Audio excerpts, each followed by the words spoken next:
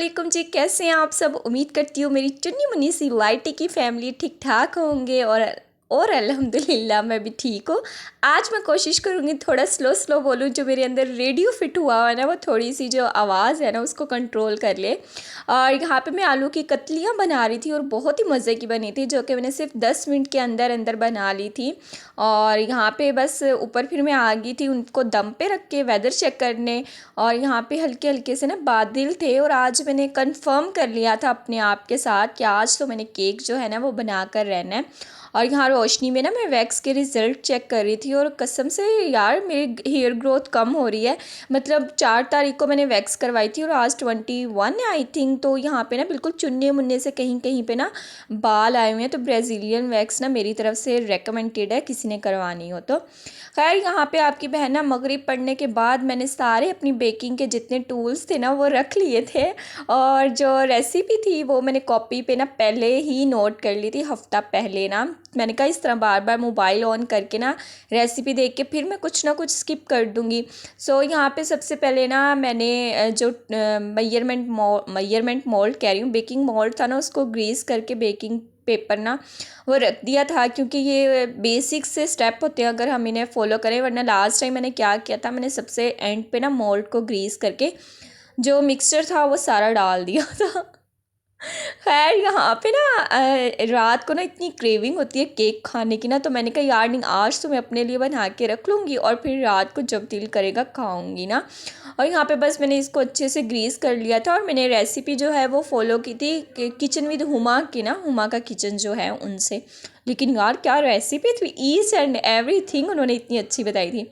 यहाँ पे सबसे पहले ना मैंने 2 अंडे लिए थे जो कि नॉर्मल रूम टेम्परेचर पे थे और इस बार ना मैंने इनको बहुत अच्छे से बीट किया था। मतलब सही इनकी ना मैंने कुट लगाई थी बीट करके, यानी कि इसकी जो क्वांटिटी थी ना वो थोड़ी डबल भी हो गई थी और इसका जो कलर था ना वो भी चेंज हो गया था, यानी कि जो इसकी जर्दी थी ना वो वाइट में कन्वर्ट हो गई थी। और अभी मैं इसको चेक कर रही थी लेकिन नहीं, मुझे लगा था कि इसको अभी और बीट करना है तो फिर मैंने कर लिया था। साथ ना यहाँ पे मैंने लिए थी 3 और 4 कप शुगर, जो कि 150 ग्राम के लिहाज से थी।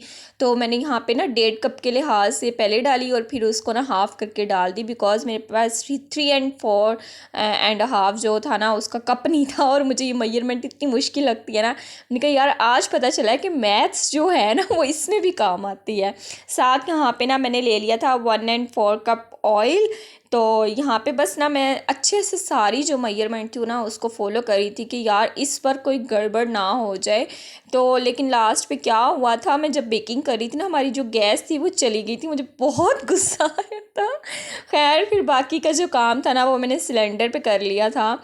और उसके बाद ना यहाँ पे सेकंड स्टेप में मैंने ले लिया था वही मेजरमेंट 150 ग्राम के तकरीबन करीब ना मैंने मैदा ले लिया था। इसको अच्छे से फिर मैंने छान लिया था। अगर इससे पहले आप मेरे चैनल पे न्यू हैं और आपको मेरी रेडियो जैसी आवाज़ के व्लॉग अच्छे लगते हैं तो काइंडली डू सब्सक्राइब कर लीजिएगा, लाइक कर लीजिएगा, शेयर कर लीजिएगा। और माशाल्लाह से 816 सब्सक्राइबर हो गए। इतनी तेज़ी ना मैं नस रही है ना और मुझे लगता है कि बस ना अब जल्दी से हो जाएगा।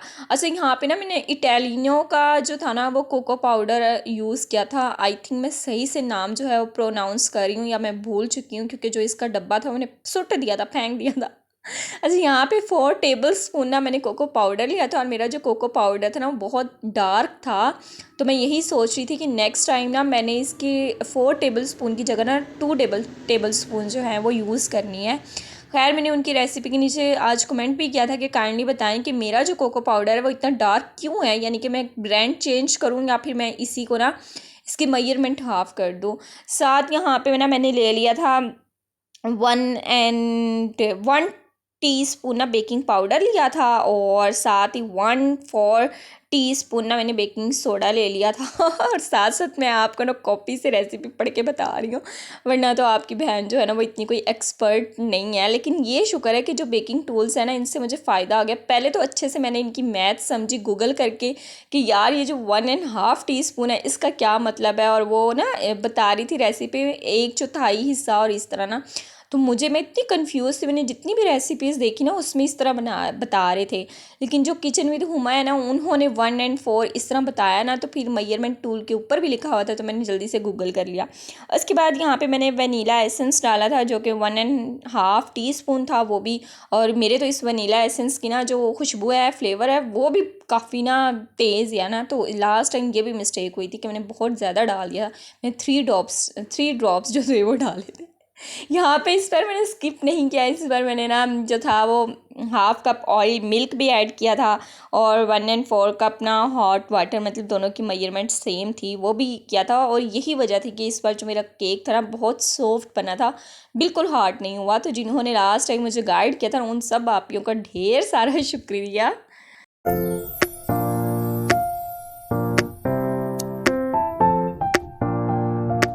और ना मुझे लग रहा था कि ब्राउनीज़ और जो ये चॉकलेट केक था ना मेरा, ये बिल्कुल सेम सेम था, सिर्फ ब्राउनीज़ का जो टेक्सचर होता है वो स्क्वायर में होता है, मतलब जो शेप होती है उसकी, और मेरा जो था वो राउंड में था। तो मैं क्या सोच रही थी यार ये चॉकलेट केक की जगह आई थिंक ब्राउनीज़ बन गया, लेकिन दोनों same same he I think होते हैं।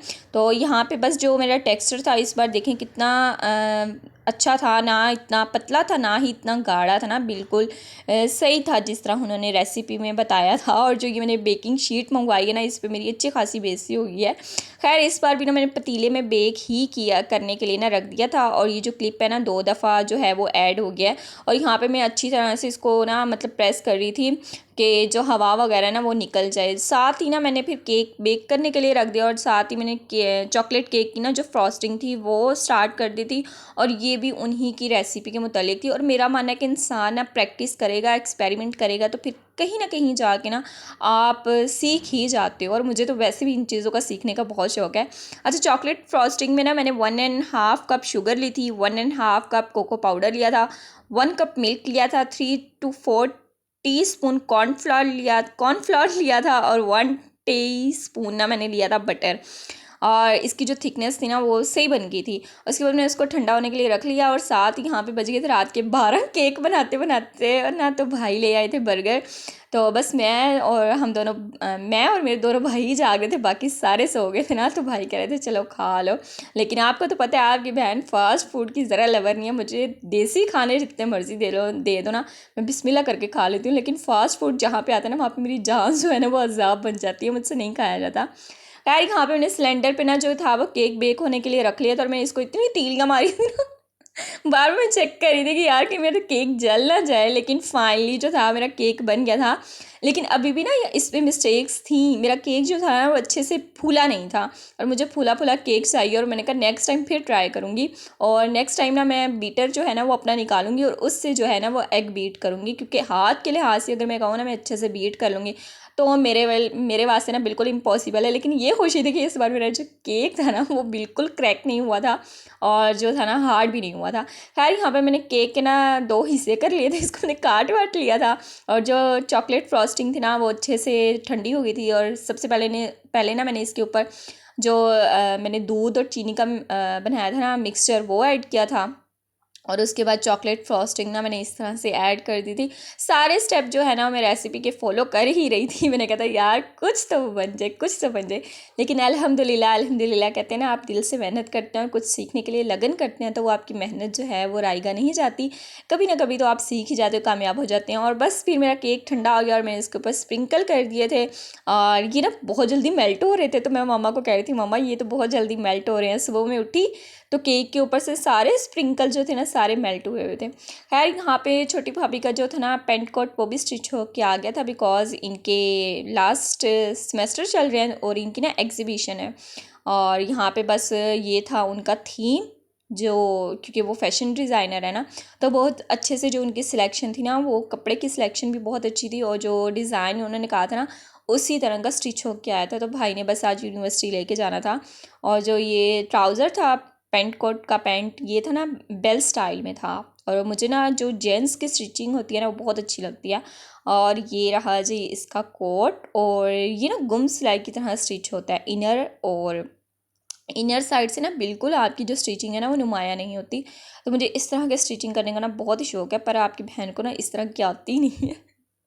और ये ऊपर बेल्ट और हुक था ना, और मतलब इंसान चाहे जितना मर्ज़ी सीख लेना, उसमें कहीं ना कहीं कमी रह जाती है, लेकिन उसको इम्प्रूव करने की ज़रूरत होती है। तो मैं इसकी ना सही से वो निजूमियाँ कर रही थी कि यार कभी अगर मुझे स्टिच करना पड़ जाए तो मैं कर लूँगी। ट्राउज़र तो खैर मैं इसका जो पैंट है ना वो कर लूँगी, लेकिन जो कोट है वो आई थिंक मैं कभी नहीं कर पाऊँगी। हाँ, क्लासेस ले लूँ तो फिर कुछ कहा जा सकता है, वरना तो मैंने बेड़ा गर्क कर देना।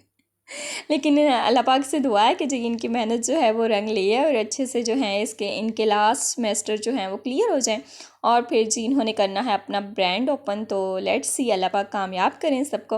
उसके बाद जी छोटी बहन और भाई नाश्ता कर चुके थे, तो मैंने कहा नाश्ता करने से पहले तुम दोनों ना मेरा केक जो है वो चेक करके जाओ। फर्स्ट बाइट जो थी वो मैंने इन दोनों को ही चेक करवाई थी, कि मैंने कहा यार खुद चेक नहीं करी थी, हिम्मत नहीं ना हो रही थी रात को। तो बस यहाँ पे भाई के जो रिव्यूज़ थे वो मैं ले रही थी, और ये इतना मुझे सस्पेंस क्रिएट कर रहा था ना, मैंने कहा भाई बता दो। भाई ने कहा मैं नहीं तेनू दस, लेकिन एंड पे मुझे गुड मिल गया। चलो जी, इनको पसंद आ गया। और यहाँ पे बस यही था कि बस यार कुछ बना लूँ ना, तो मेरा होता है कि बस सबको टेस्ट करवाऊँ और उनके रिव्यूज़ चेक करूँ, और अपनी तारीफ़ें ना आप ना मैं करूँ।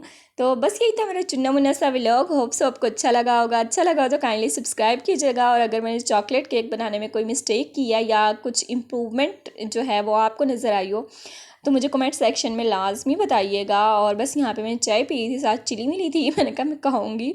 और आजकल ना ये वाला मॉइस्चराइज़र जो है वो मेरी सिस्टर यूज़ करी है, उसकी भी स्किन ना ऑयली है, तो बस मैंने कहा ये भी आपसे शेयर कर लूँ। और रिज़ल्ट जो है ना वो इसके मैं आपको सिस्टर से पूछ के बताऊँगी, क्योंकि मैंने अभी तक ये यूज़ नहीं किया।